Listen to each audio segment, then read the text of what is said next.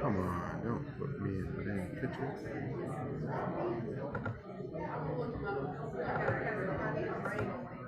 Stop my video.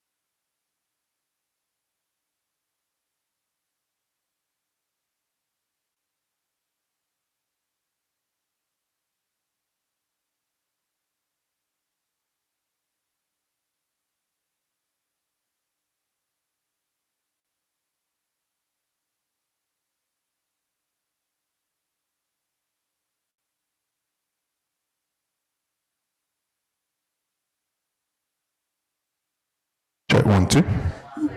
It's kind of loud. Let's see. And I see it on there too. So we're good.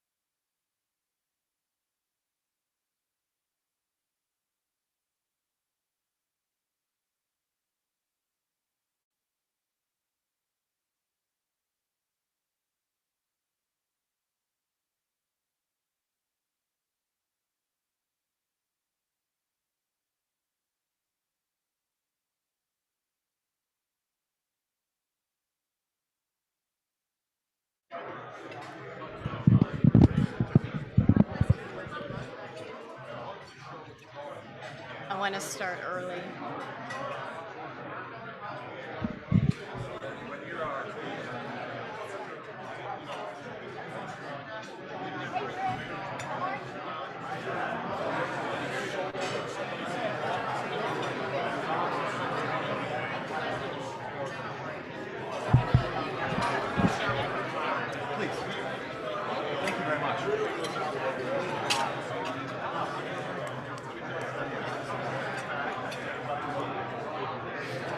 Ready?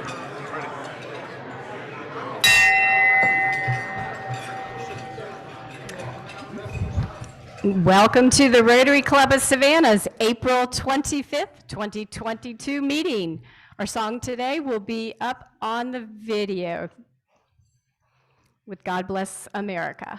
God bless America, land that I love.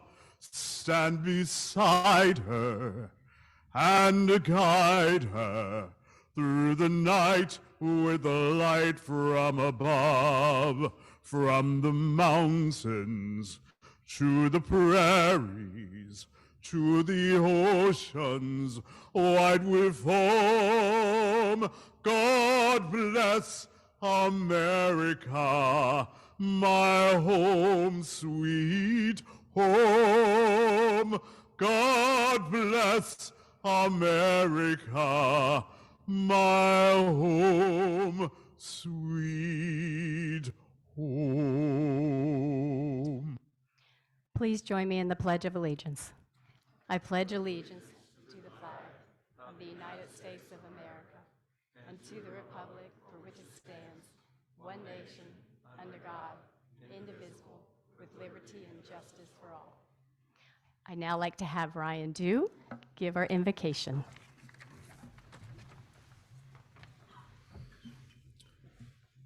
Lord, as we gather here today as members of Rotary, we pray that we are ever mindful of opportunities to render our service to our fellow citizens and to our community. Please make us instruments of your peace. Where there is hatred, let us sow love. Where there is injury, pardon. Where there is doubt, faith. Where there is despair, hope. Where there is darkness, light. And where there is sadness, joy. Please bless us today as we come together in fellowship. Amen. Please be seated. Thank you, Ryan. Rabbi Haas will now introduce our visiting Rotarians and guests. Welcome, everyone, and I hope you all had a wonderful holiday season. I know I was talking to Ben Martin and Stephen Williams, and they had wonderful Easter services. I talked to all my other clergy friends, and they said they all had wonderful services for Easter.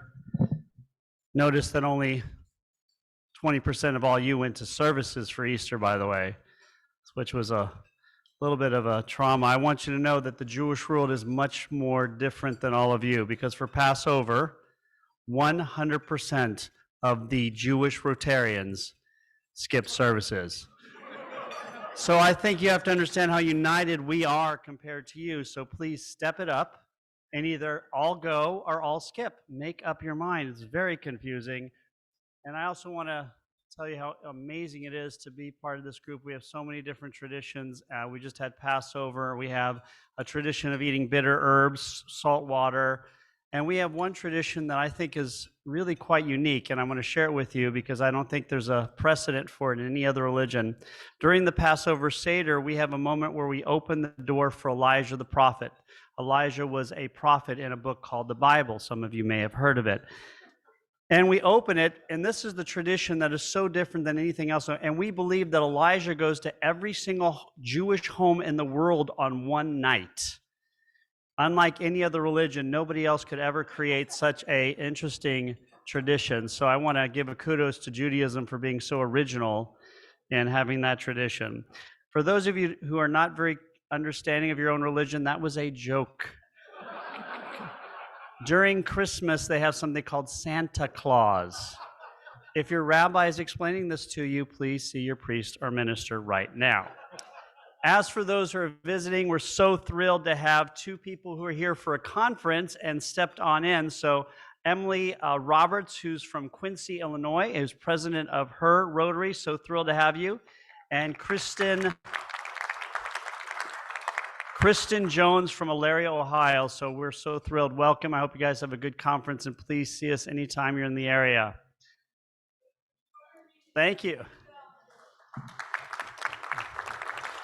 They're having a much more upscale lunch, and they didn't let me come visit with them. For guests, please stand when I call your name. Soni Benson Jaja, I hope I pronounced your name correctly. She is shot by Sony Studios. She's a guest of Bill Durrance. Oh, I apologize, there he is, I apologize. When I look at you, that's not an easy mistake to make, yeah. So welcome, we're so thrilled to have you. John Clemens, who is a guest of Eddie Culver, pleasure to see you. And we also have, and are so privileged to have him here, we have two students from our Interact Club at Country Day. So I'm going to invite Charlton Strong and Anna Pollack to stand. And we're so thrilled of you, Charlton. Thank you. Which one of you is Charlton, by the way? Charlton is the daughter of Walter, so we're so thrilled. And I want you to know, Charlton, that I think very highly of your father, and I'm one of 3 or 4 in this club who do. So really. So thank you for joining us. If you don't know what the Interact Club is, just ask around. They're doing some incredible stuff. And I hope I pronounced your names, Maya Sirik and Sanisha Sirik. They are guests of Marjorie. Maya is at Step 1 Automotive, and Sanisha is at Savannah Philharmonic. And finally, Travis Mobley, who is the deputy to the garrison commander. He's with Steve over there. Oh, he's over there. And he is a guest, of course, of Stephen. So we're so thrilled to have you guys here. Thank you again. Thank you, Rabbi. So our week, we've got 1 week until we take off for Serbia. And before we leave, I have asked Maya and Sanisha to come forward and give us an overview of what we're getting into in the former Yugoslavia and the country of Belgrade. I mean, in Serbia. Come on up.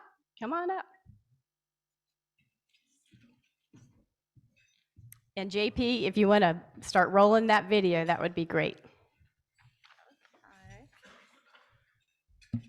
Dobar dan I dobrodošli na kratku prezentaciju o Srbiji. Moje ime je Maja Ćirić. Ja sam Siniša Ćirić. Nadamo se da ste dobro I da ćete uživati. I'm not sure if you understood anything, but this is how the Serbian language sounds, and it belongs to a South Slavic group of languages. Thank you, first of all, for having us here today with you. We are very excited for your adventure and you visiting Belgrade and doing so many great things for the schools there and education. Thank you for that. While we are talking, as I mentioned, it will be a brief history of Serbia and Belgrade and some facts. And this is one very nice video that will give you overview of Serbia through food, which is one of the things that Serbia is very, very famous for.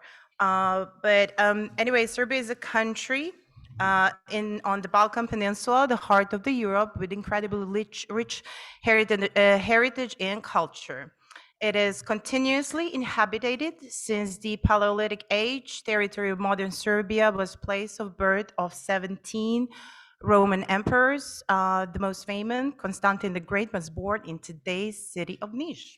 And Niš in Roman Empire was called Viminacium, and it's an archaeological site. It's a great opportunity to see the remains of the Roman Empire and have guided tours there. So I think it's on your itinerary there. By the beginning of the 9th century, Serbia achieved the level of statehood, and then later on, in between 1166 and 1371, Serbia was ruled by Nemanjić dynasty, whose legacy we especially cherish, under whom the state was elevated to the kingdom in 1217 and an empire in 1346 under Stefan Dušan. Serbian Orthodox Church was organized as an Autocephalous Archbishopric in 1219, and the monuments of the Nemanjić period survive in many monasteries, and several are being on UNESCO's World Heritage sites. Also, fortifications from that period are all over the Serbia. And the monasteries actually are mostly situated in Kosovo. and that's basically at that time was the heart of Serbia. Um, you'll see later on, Maya's going to talk about it a little bit, but in 1389, the Battle of Kosovo happened, and that's when the Ottoman Empire basically came into the territory and tried to overpower Serbia. So we basically lost our independence and got under the Ottoman Empire in 1459. Yes, so from end of the 14th century and then to beginning of the 19th century, Serbia was under the rule of Ottoman Empire, but like a lot of countries worldwide, and that part of the world, especially Middle East and parts of the Europe. And finally, the Serbian Revolution for independence from the Ottoman Empire lasted 11 years, and from 1804 to 1815, we were a kingdom, but today Serbia is a modern republic with a parliament and population of around 7 million people. When it comes to ethnicity, it's mostly Christian and with some lower percent of Muslim and other nationalities, but predominantly is a Christian one. Belgrade is one of the oldest cities in Europe. You will enjoy it. It lies on the confluence of Danube and Sava. And there is a fortress, old, a lot of centuries there. Name of the fortress is Kalemegdan, and you will be able to overlook beautiful Danube and Sava. And it's famous for a lot of museums, fortresses, palaces, and definitely when you speak about Serbia, and if you go to YouTube or Google it, one I would say think that it's predominantly is a Serbian hospitality.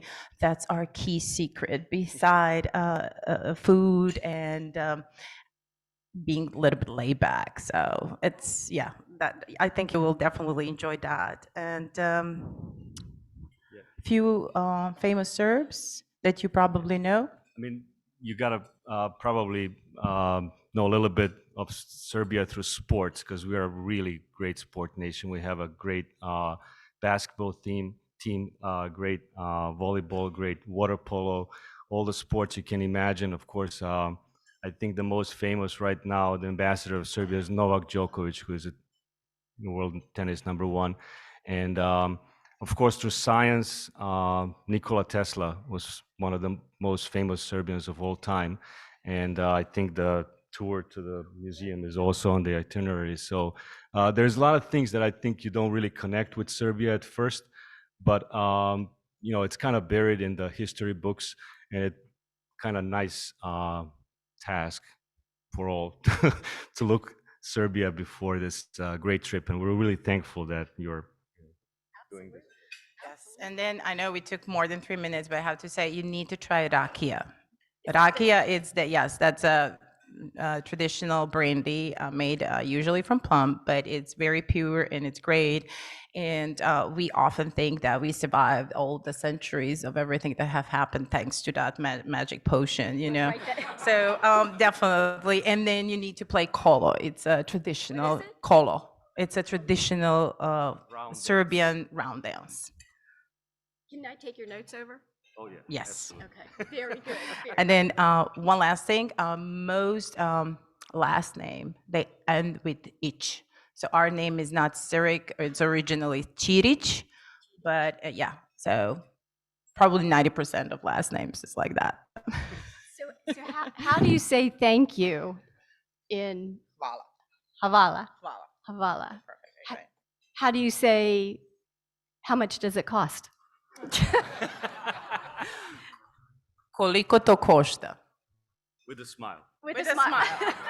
You just add smile to everything and it will be all good. So I have one more question. Will this plug work over there? Yes. Yes, that is the right one.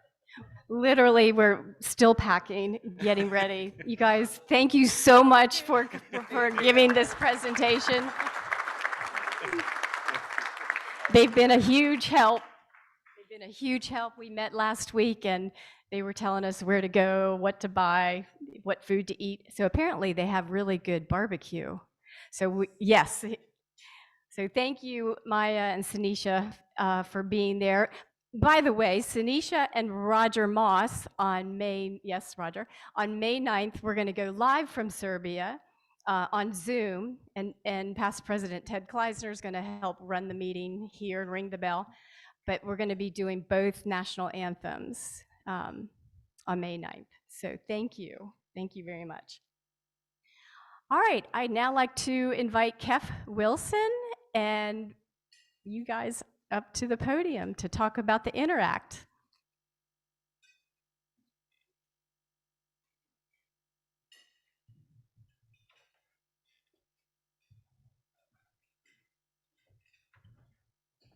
Okay, thank you, President Marjorie.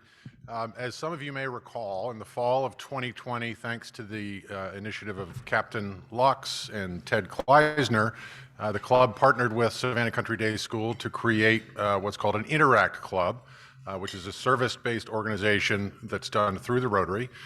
You may also recall that it's probably last spring or fall that I accepted an award from Rotary in recognition of the great work the club did. I had nothing to do with that. And my pleasure today is to introduce you to two of the key people who were instrumental in creating the club and getting it off the ground to the point that it earned recognition in its first year.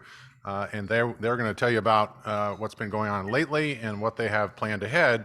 And with great pleasure, I'd like to introduce you to the current president, Charlton Strong, and our incoming president, Anna Pollock. Charlton is a senior and Anna is a junior.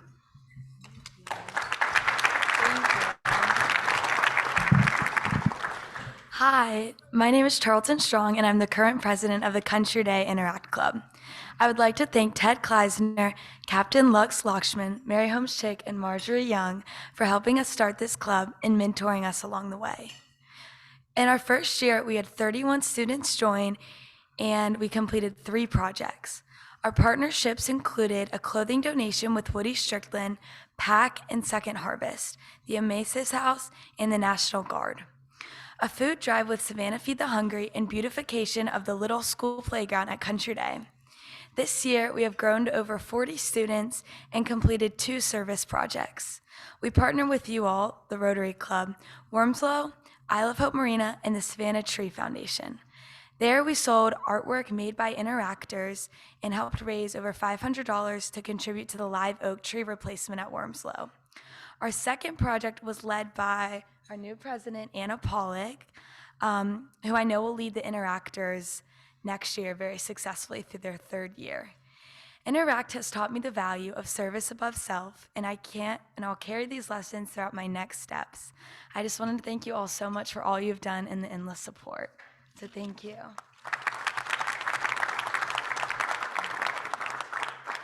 Hi, my name is Anna Pollock, and I'm a current junior at Country Day.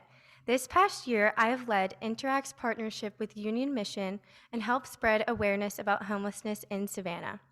In October, we invited Executive Director Michael Trainer and Community Outreach Coordinator Amy Meikle to Country Day for an informative meeting about Union Mission and homelessness in Savannah. We spent the next several months working directly with the Union Mission.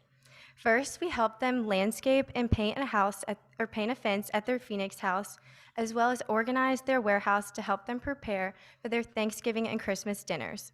In addition, we worked at both of these holiday events by helping them set up all the clothing we previously organized, plating food, and helping people shop for items. Back on campus, we wanted to spread awareness on the issues of homelessness in Savannah, so we created informative posters and displays and invited Michael Trainer to speak to the entire upper school student body. We are very passionate about continuing to serve the homeless community, so heading into this summer and throughout fall, we are hoping to paint a mural at one of Union Mission's houses, as well as serve any of their needs. As the next Interact president, I will continue Interact's efforts to make a difference in our community. Thank you so much for this opportunity and everything you've already done to help us. Don't go away. Rotary International has recognized again this year that this club is a Gold Star club. So here you go. This is a huge, there we go.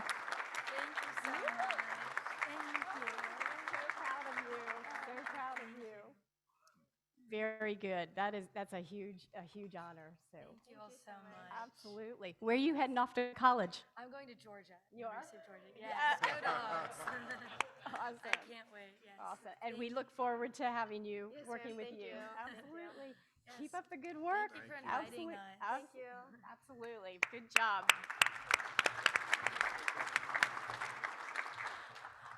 Okay, Camille Russo, if you could come to the podium and talk about our next Party with a Purpose at the JA.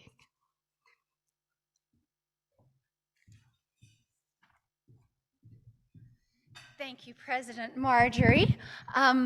About a year and a half ago, I did a presentation to everybody here about this thing called a JA Discovery Center that we were going to build. Well, we built it, and it opened in February, and there are no fewer than 20 of you in this room, 2 at this head table, who are partners of ours. I even see a head of school who's been coming. So this thing is open and it's running and it is beautiful, and I want you to see it. So we are having our next Rotary party with a purpose at the Discovery Center. So you'll be able to see this cool little mini city of Savannah and have a few cocktails and see some friends and kind of check it out. And there we can tell you a little more about what the 6th graders who learn to run a business and the 7th graders who learn to run a household experience. So the party is Thursday, May 12th. It's been in your bulletin if you need to check that. It's at 5:30, and there is a suggested donation of $25. But I hope you'll take the opportunity, because even if you don't have kids or grandkids who will be going through this, it's through our whole area here, our whole coastal Georgia area. I hope that you will see that it's an important thing that now is part of the fabric of Savannah and the economic development piece of Savannah as well. So please come see it, and it's Thursday, May 12th at 5:30. Thanks. And past President Camille Russo knows how to have a party, and I will be there because we get back on the 11th. So we will be jet lagged, but count me in. I'm a RSVP. So, okay. Thank you, Camille. Annette Hagan is now going to, come on up, come on, we're gonna announce the next past president Rotary Leadership Series. Thank you, Marjorie. Today is a very special one, actually, to me in my heart, and you're gonna hear why at the end of this, but Mike Traynor was the 100th president of the Rotary Club of Savannah, serving from 2013 to 2014. We have just recently heard a lot about Mike, most recently, not just a few minutes ago, but a couple weeks ago when he did a great presentation on his work at Union Mission, where he is currently CEO. So today, I thought, since we already have heard so much about Mike, I thought I would take a few minutes to mention a few things about Mike that many of us do not know or may not know. So first, Mike is one of 7 kids, he being the 5th in line, and all being born in Wilmington, Delaware, within 11 short years of one another. Mike, and all of us, remember, Mother's Day is coming up. His brothers and sisters consist of 4 engineers, 2 of which work in the nuclear industry. Another sibling is a CPA, and 1 works in insurance. Mike pursued journalism. We'll get back to that in a second. No stranger to being industrious, Mike worked for more than 6 years at Long John Silver's in Roswell and Athens, Georgia, to pay his own college tuition to the University of Georgia. I pause for the obligatory "Go Dogs." That time being during the coveted 5 football seasons in the early to mid 1980s. His rank at Long John Silver's was first mate, and he was the lead fish, chicken, fry, and hush puppies cook, just so y'all know. He was also the UGA campus radio station WUOG color analyst for the University of Georgia women's basketball team in 1984 and 1985. At that time, Mike was pursuing sports broadcasting.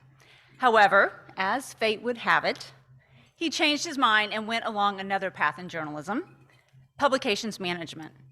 This eventually led Mike to the Savannah Morning News, where he became publisher and a very active member of our community. Also, as fate would have it, and proof of the butterfly effect, had Mike stuck with broadcast journalism, I likely would not be up at this podium right now.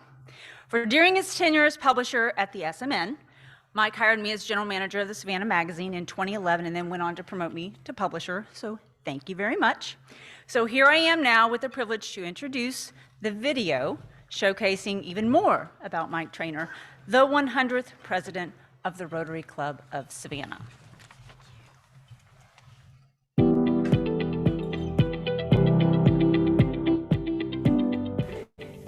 Hi, I'm very excited to be here with Mike Traynor, the 100th president of the Rotary Club of Savannah. He served between the years of 2013 and 2014. Thank you so much, Mike, for saying yes and giving us a few minutes of your time.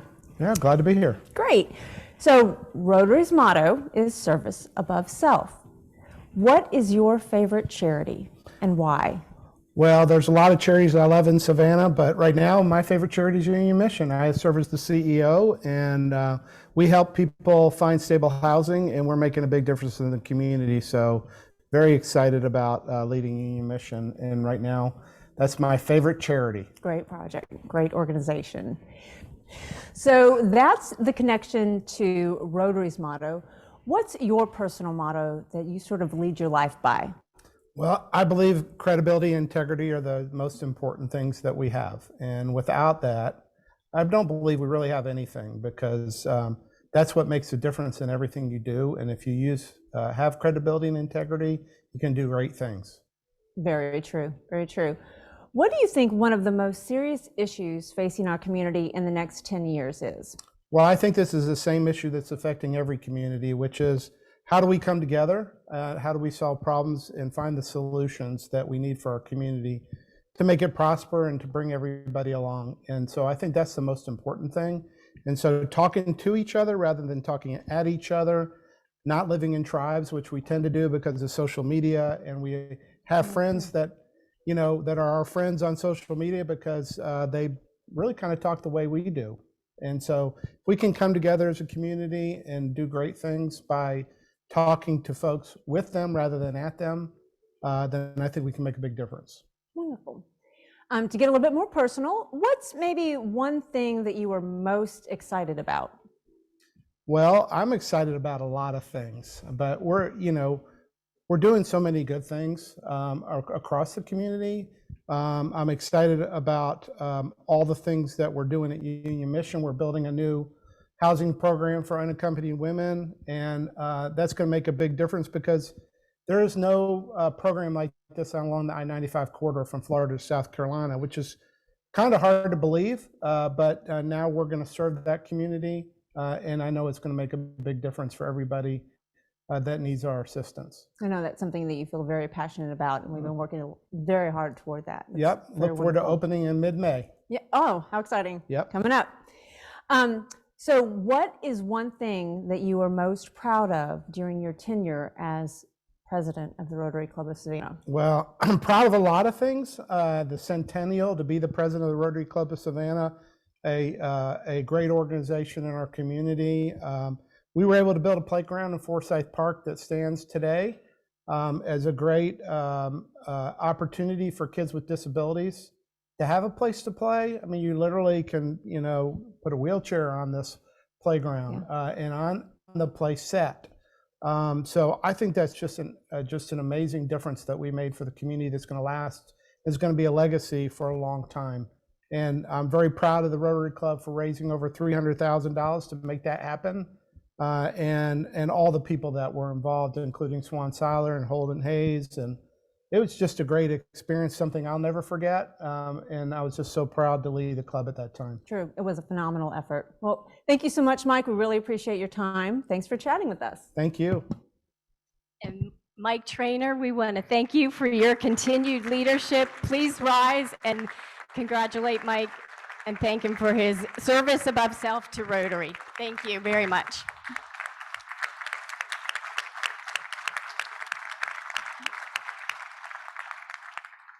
And you're continuing this leadership. I mean, we're able to keep the playground where it is. It was not moved this year to the other side of the park. So anyhow, thank you. And Anita, thank you for putting that together, and stage front.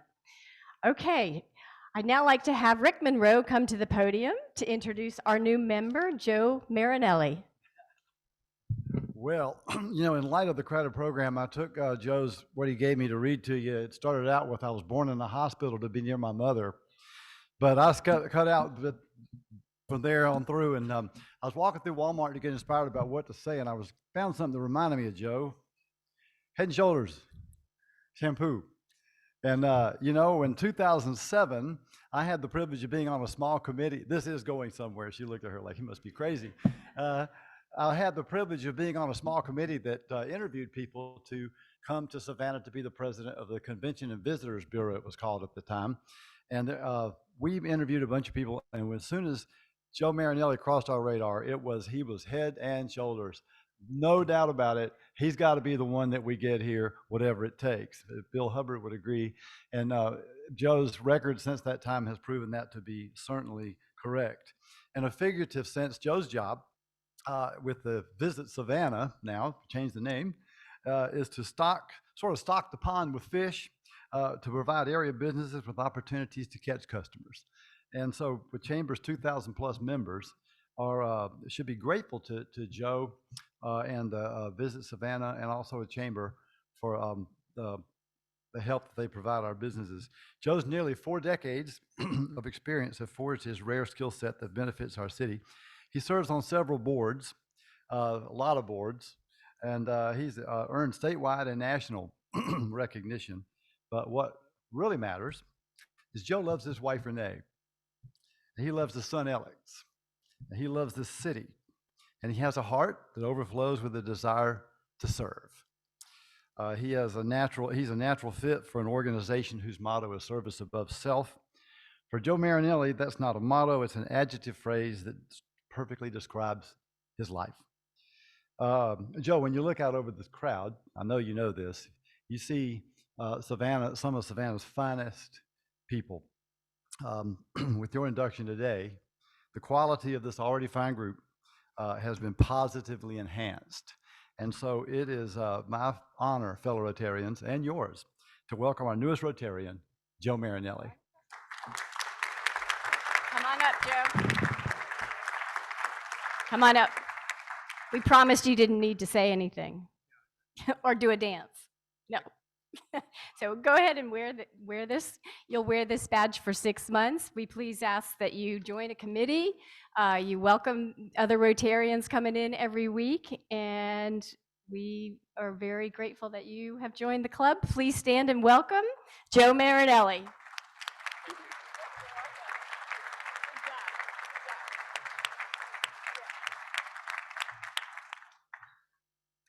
Okay, Rollins, come on up and please introduce our speaker.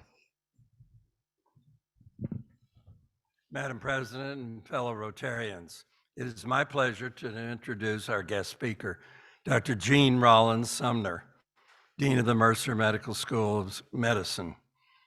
In 1998, a popular movie was called You've Got Mail, starred Meg Ryan and Tom Hanks, and was the outstanding romantic comedy of the year. In 1980, I also had the pleasure of meeting by snail mail Dr. Sumner, a practicing internist in her hometown of Sandersville, Georgia. The United Parcel Service kept sending her mail to my medical office in Savannah. In exchange, she often received my business mail at her clinic in Wrightsville, but no money. Having straightened out that debacle, we subsequently met at a Medical Association of Georgia meeting. Fast forward 20 years. We met again, serving the governor of Georgia as members of the Georgia Medical Composite Board of Medical Licensure, where we both served for over 10 years. Jean is a third-generation physician in her family to serve rural Georgia in Washington and Jefferson counties. She began her profession as a nurse, dedicated to the healthcare needs of others. At the insistence of her mother-in-law, who stated that she would take care of Jean's children, she returned to medical school and joined the 1986 Mercer University School of Medicine's inaugural class. True to her word, after completing her residency in internal medicine at the Medical Center of Central Georgia in Macon, she returned to practice in her home county and adjacent Johnson County, where she served and cared for residents for over 28 years. She knew firsthand the barriers to good health that rural Georgians face and became part of the solution through her commitment to care. As a community preceptor to many aspiring physicians, she has instilled in each a passion for patient-centered care and the importance of health literacy. Dr. Sumner has made it her life's work to transform the health status of those living in Georgia's 120 rural counties by bringing awareness and effective solutions to their unique healthcare needs through partnerships with federal, state, and local governments. With her knack for getting things done, her gift for connecting people with resources, and her love for others, her mark on rural Georgia has been tremendous. When Jean came full circle to become Dean of Mercer University School of Medicine in 2016, she refocused the administration, faculty, staff, and students on the mission of educating physicians and other healthcare professionals to meet the primary care goal of rural and medically underserved areas in our state. Since then, she has initiated and supported numerous programs to achieve these goals. Dr. Sumner realized that medical school debt was a significant barrier to students specializing in primary care and practicing in a high-need area after graduating. In 2017, she was integral in establishing the Nathan Deal Scholars Program that supports students who exemplify the highest values of the medical profession and are leaders in their commitments. These students receive 80 to 100% of their medical school tuition, and on completion of a residency are committed to 4 years of continuous full-time practice in one of our medically underserved rural counties. In addition to the scholarship, they received leadership training to prepare for the clinical challenges. Recently, she has collaborated with leaders of Georgia 4-H, a youth development organization, to create a program called Setting Your Sights on Medical School. The program's goal is to expose 4-H members from medically underserved and rural communities to the idea that medical school is a viable option for them. Among her many honors and awards, Jean is a member of Alpha Omega Alpha, the Phi Beta Kappa Honor Society of Medicine, and best of all, she is married to pharmacist Joe Sumner, having 3 grown children and 4 grandchildren. It is my pleasure to introduce Jean Sumner.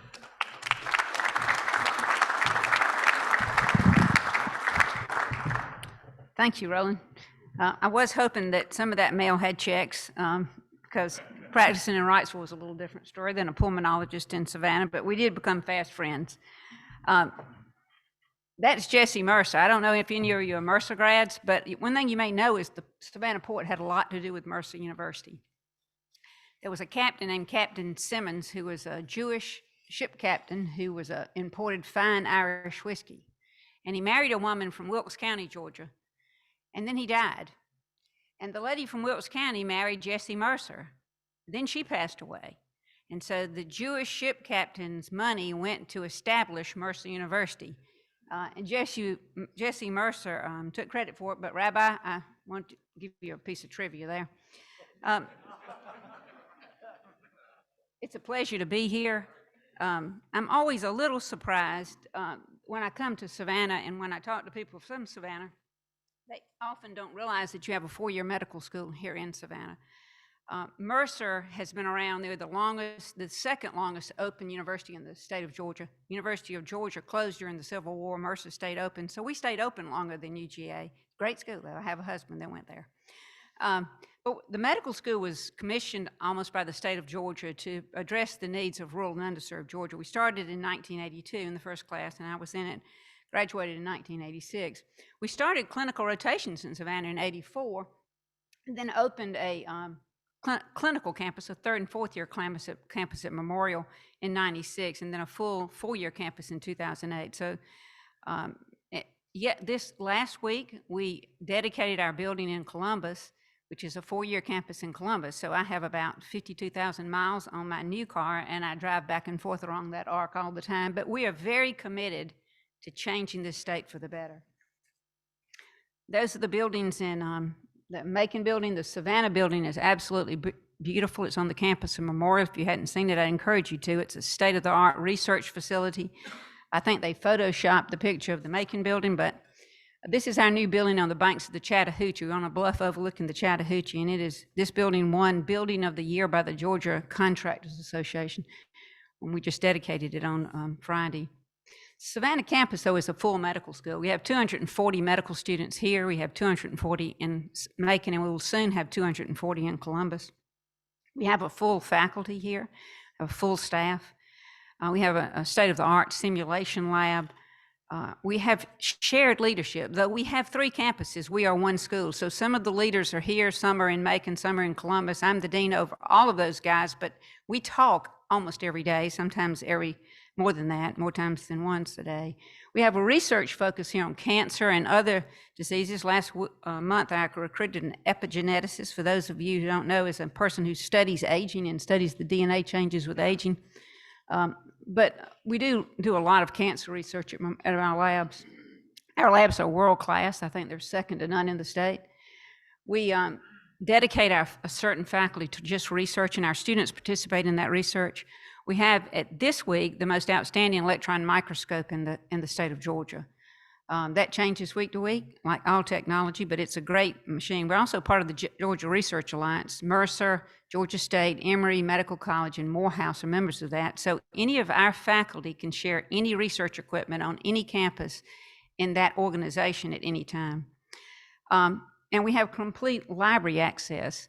Mercer has a world-class library that's used internationally. And if you hadn't been in a library lately, you know that libraries have changed a lot. I had to adapt to the new library system. It's mostly online, but we have some books.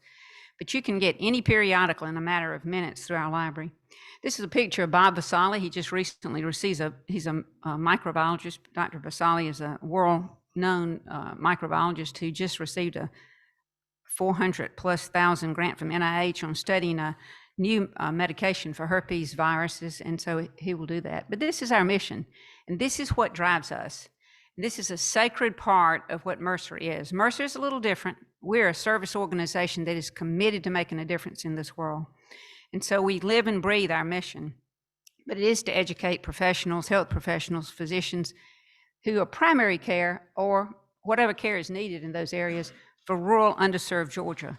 And gosh knows Georgia needs us because we're 44th in the number of primary care physicians in the world, in the state. We're in the nation. There are 8 counties without doctors today. There may be 9 tomorrow and 10 the next month. There are 12 counties without any family medicine doctor. There are 37 counties without an internist. And there's a severe maldistribution of physicians. If you look at the distribution of physicians, they center in urban areas. And if you live in an urban area, you sort of have an idea of why they wouldn't go there. But a lot of that is myth. This is the Robert Wood Johnson data. You can look it up on the Robert Wood Johnson Healthy Counties Initiative. And they update it every year. But anything green on that map is not good. So you can see that arc between Savannah, Macon, and Columbus is the darker green of our state.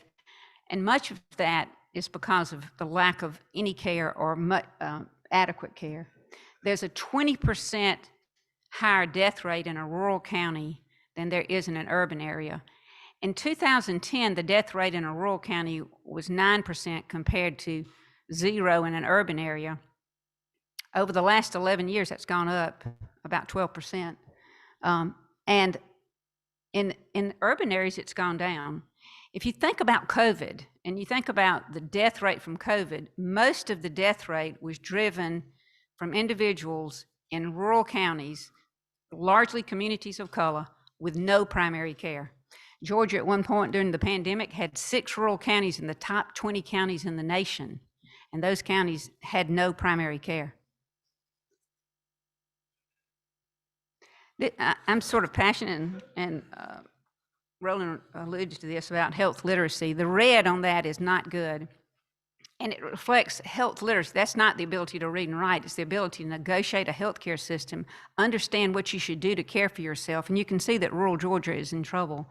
And that is because there's no trusted health provider in many counties. We have a huge chronic disease burden in those counties. We have a massive over-specialization in medicine now. We don't have generalists. We have left toe doctors or liver doctors or one organ doctors. We need to go back to generalists. They don't do everything, but what they do well, and they help you negotiate a very broken system.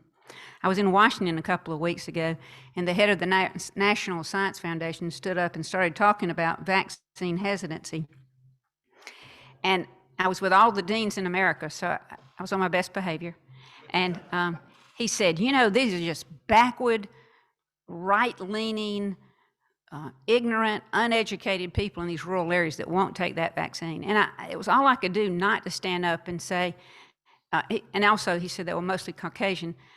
That's not true. Hancock County, if you know Sparta, is a beautiful old community county with great architecture and a great history. They're largely African American. They have no care. They had the highest death rate percentage from COVID in the nation for a period of time. But they had a low vaccination rate when the vaccine came. And so you wonder why. Mercer did a study in Hancock County on behalf of public health in the state, and it's a lack of trust. It's no healthcare provider that they trust. They don't have a doctor there that's regular. They don't even have a public health nurse that lives in the county. She commutes. And so today, Mercer is starting an initiative to work with barbers and beauty shop ladies across this state to train them in some facts about vaccinations and train them in health literacy and train the ministers. We also have an aggressive theology medicine program with our School of Theology, where we work with rural ministers to give them the tools they need to give good advice in those areas. Oops. These are my grandchildren. They're a little older now. I couldn't resist it. But like every rural grandparent, my husband and I had them in a car, and they were in the back seat in their little seats, and you're riding down a country road, and you go, there's some sheep. You know, what do the sheep say? And of course, they bleat, and then you see a donkey, and you say, what does a donkey do? And say, and he says, you know, hee-haw. And then you see some chickens, and you go through a litany of farm animals. And we came across a pasture of cows, and I said, what do the cows say? And in unison, without hesitation, they said, eat more chicken. So clearly things have changed. I had a talk with their parents about too much television time. They're still Chick-fil-A fans. But we have to change healthcare as well. And so what makes Mercer different? We are different. We were the first medical school in America to use a patient-based learning curriculum. Now, what does that mean? It means that we take a case. When you walk into Mercer your first day, historically, you'd walk into a biology class or a biochemistry class or a physiology class or a pharmacology class. Instead, we take you and put you in a group with 6 or 7 of your fellow students, and you have a professor, either a PhD or an MD, and we take a case. And that case may be a diabetes case. And you take that case and you drill it down to the cellular level, and you learn the basic science related to that case. And your anatomy in that module, which usually lasts 4 to 6 weeks, relates to the things you're studying in the module. We weren't the first. McMaster out of Canada did this. And before that, Oxford University did this. We work in small groups. You rarely have over 6 or 7 students in your group. You change every 4 to 6 weeks. We also focus on excellence in clinical skills. We teach our students to talk to patients. It's amazing what you can find out if you spend a little time with them and talk to them. And I used to love practicing in a small town because I knew everything. I knew who drank at night, where you worked, what the environmental problems were, who was nice, who was happy, who was sad, who was kin to who. I also did a study at one point to ask doctors why they practiced in small towns, if they could name one thing. And overwhelmingly, it was intergenerational continuity of care. You took care of generations of people, and you knew a lot about them, which made you a lot better doctor. You know, sometimes doctors don't even find out where you live, who you kin to. It may be a small town thing, but you're interested in people. And so it makes it a lot of fun. We also focus on service. I think the president spoke to you last year or a year before, and he probably talked about Mercer on Mission, but Mercer takes service very seriously. Our students will win academic awards, but they also win service awards. I don't know if you followed the pandemic. Chatham County in this area of Georgia had one of the highest rates of vaccination. 100% of the students at Mercer University School of Medicine were certified to give vaccinations through public health. And we served those counties along with your great public health director, Lawton Davis. We served every community surrounding our campuses had higher rates because our students were out there giving vaccines. In fact, I needed my vaccine. I walked in the public health office down here and a student gave it to me. He almost fainted, and after he recovered, he gave me my vaccine. We were the first in the country to have an accelerated track for medicine. Texas Tech and Mercer many, many years ago started an accelerated track. That's a 3-year track. But every 3-year track you hear about is different. Ours, you have to be in the top half of your class. You get selected to the accelerated track. After that, you pay no tuition. You're through in 3 years, and you're guaranteed a residency. 4th-year students have to go through a match. A match is Russian roulette a little bit. You don't know where you're going to end up. The programs don't know who they're getting. You put your name in a pot, and the computer decides where your future is going to be. So it actually was Memorial Family Medicine and Mercer that started that track. We went from there to an internal medicine accelerated track. We've added a pediatrics accelerated track. We will probably add an OB and psychiatry accelerated track. And we use a holistic approach. Now, a lot of people say we look holistically at our applicants, but that means their 399s get in before their 398s. To go to medical school, you have to be bright. And we know that, but there's a lot more to being a doctor than good grades, a lot more. And we started really looking at the whole person. And the way you do that is, I have a faculty that I have to convince to do things. So I got a biochemist, drug him out of his lab, and I said, I want you to go back and look at our data for the last 40 years and say who passed and who did well and who's been successful. That guy has more scattergrams than you'll want to see. But we did that, and they came up with a formula in admissions to admit students. And there are multiple factors. Many schools have given up the medical college admission test.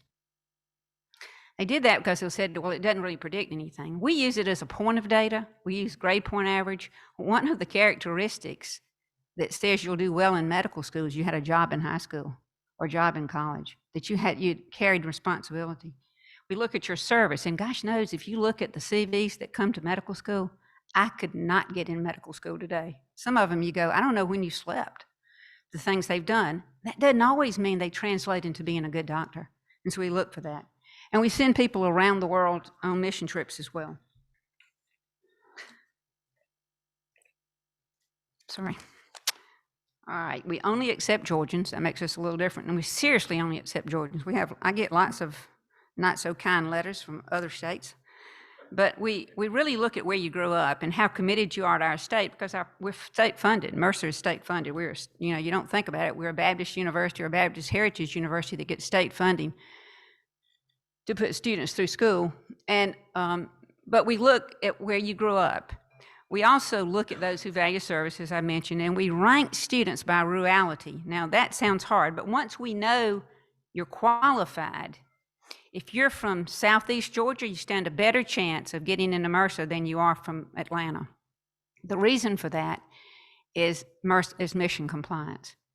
When I've been the dean for 6 years, 80% of our class 7 years ago was from metropolitan Atlanta, because most Georgians live in Atlanta. But the part of our state, as you saw from those maps, that need care is Southeast and Southwest Georgia. So I'm proud to say today, 70% of our class is from outside of metropolitan Atlanta, and 52% of our class are from those 120 counties that are truly considered rural. Now, you can graduate from Georgia Tech with a 4.0 and a perfect MedCat and live in Buckhead, and you'll get in Mercer, but you'll get in next summer, because we take those rural kids first. And that's very important for us to be in compliant. And as Roland mentioned, we have the Nathaniel Scholars and the accelerated track, both of which result in a much less debt. So if you rank by rurality, And we have 10 qualified applicants for every slot, and that's taken away all the people that might be qualified. It's the people that are qualified. This is what happens over the course of time. That's the admission cycle before 2017. We had 97. As of today, we have 283 rural students coming through Mercer, which we don't think all of them will end up in rural Georgia, but they will have some understanding of the needs because we send them out to those communities. And we hope to continue that process. You may not know, but Mercer, as I said, we focus on primary care, we focus on clinical skills, we look for a community responsive physician. And by that, I mean a person who will work with the community to encourage wellness and other things. And we talk about access and primary care. Mercer is a National Institute of Health Center of Excellence in Rural Health. As of last year, there were only 2 in the nation, Mercer and the University of Montana. 2 new ones have been named, but there are 4 in the country. We house the Georgia Center for Rural Health Innovation. That was a center that was created by the legislature to look for sustainable solutions in rural health. And we were proud to be awarded that. We have the first PhD in rural health sciences in the nation. And we focus our biomedical research on translational research that improves the health of our state. The other thing we did, we opened a clinic in Plains. We had a plan to open clinics, and we were going to put that on hold for a little while, but President Carter was a trustee, and he called President Underwood and said, "Bill, I lost our doctor." And he said, "Find me a doctor." And President Underwood says 10 days later, he called back and said, "Bill, where's my doctor?" And that's when he called me and said, "Genia, that plan y'all had about starting in clinics, well, we need to start one in Plains." So President Carter said, "I have this beautiful building. You'll love it. We'll rent it to you at a reasonable rate." But we lost our doctor. So a team and I went down to Plains, Georgia, and we saw this concrete block, lime green, concrete floor building. And my first thought was President Underwood was going to kill me if I put Mercer's name on this. So we refurbished that building. We hired a local doctor, hired a local nurse practitioner, staffed it. We were booked 4 months in advance before we were able to open. That got our president's attention, and he said, "Well, that's not a bad idea." So just last Wednesday, we opened our 5th clinic. Now, many of you have been to Callaway Gardens. That's Harris County. There are 36,000 people in that county. As of last Tuesday, they had no doctor. We opened our clinic Wednesday. We're booked in advance. We have a full-time physician, nurse practitioner, and full staff x-ray lab. We'll have mental health services and everything else in that clinic. The community raised $750,000, gave us the library, and we're in the old library because they had closed the library. Before we could finish the ribbon cutting, we had people lining up to make appointments in that county. We'll also have a multitude of specialty services that will come into that county. We have a clinic in Plains. We have a clinic in Putnam County. We have a clinic in Clay County. We have a clinic in Fort Valley. And our goal is to have 30 of those clinics in the most underserved parts of Georgia. We don't go where you have doctors. I have about 25 people lined up to get a clinic in their town. But the first question we ask is, do you have care? We're going where there's no care. We're going where people say you can't make a living, and that's not true. The average rural physician, by some accounts, makes 25% more than, I don't know about pulmonologists, Rollins, but urban doctors. But the New England Journal of Medicine says you make 5 to 10% more in a rural area. Critical access hospitals bring $7.1 million to an economy. Physicians are an economic development tool. But the thing that I want to leave you with is that rural health is really complicated. It is not an urban plan that you can downsize and take to a small town. I took that picture outside of Waycross. I thought it was kind of interesting. But if you use a scientific approach and really look at it, there are ways you can impact rural health. You need to have an understanding of those issues. You need to have a scientific approach and look at those areas. You need to understand the culture of the community you're serving, and you have to engage the faith community because you can't change health without it. I'm going to close with a quick story. This is Carrie Tillman. Carrie Tillman died at 105 and a half. She was my patient since she was 85. She was my grandfather's patient, my father's patient, my brother's patient, and mine. I had Miss Carrie in the hospital when she was 102 and a half, and I went and made rounds that morning. She had pneumonia. And I walked in, and she spoke with a very strong brogue. And she said, "Doctor, I need some oil." And I really had no idea what she was talking about. So I looked at the nurse. This is before nurses quit rounding with doctors, but the nurse was with me. And I said, and the nurse said, "She wants some castor oil." And I said, "Miss Carrie, I don't prescribe castor oil in the usual kind of arrogant, hurried doctor way." And Miss Carrie looked at me and said, "Your grandfather gave it to me." I said, "Well, he probably didn't have anything else." She said, "Your father let me have it." So, smart doctor that I was, said, "Miss Carrie, I have better medicine." So I went to the nurse's station, wrote for some Robitussin, came back that night, and I thought, she's really better. My Robitussin has helped. I don't know why I thought that, because it does very little. But I went home, and my husband's a pharmacist. Now, get that we live 25 miles from the hospital, and Joe's Drugstore is in Wrightsville, Georgia. It was. He sold it. But he said, "Did Miss Carrie come home?" And I said, "No, I'll probably let her come home tomorrow. She's better." And he said, "Gosh, I thought she came home today." And I said, "Why do you think she came home today?" And he said, "Well, somebody came by the drugstore and got a dose of castor oil." I learned a lot from this woman throughout my practice. She was very bright. She lived independently till the day of her death. But what I missed as a physician that morning, and I tell medical students this every time is I didn't listen. Castor oil wouldn't have hurt her. She was afraid, and that would have helped her. But I was just too big of a hurry, too arrogant to prescribe that. We've done the same thing with patients. We don't listen to them anymore as a health system. We have got to do better. We have got to change the way we practice medicine. It's got to be patient-centered. We've got to build systems of care that make a difference. I'd encourage you to read a book called Healing from Mental Illness to Mental Health. It's written by Tom Insel, who is the former director of the National Institute of Mental Health on mental health. And he points out that even in mental health, we have medicines and we have treatments, but we don't have a system. And subsequently, many of those people end up homeless. And we just don't treat them like we should. So I'll ask you in your organizations to advocate for patients. We take that very seriously at Mercer, and when you get through with Georgia, if you're interested in medicine, come see me.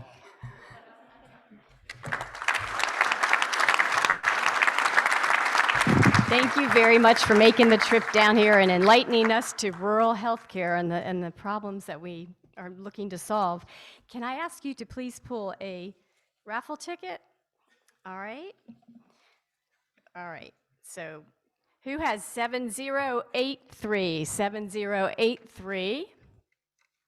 7083. Nope. All right. 7152.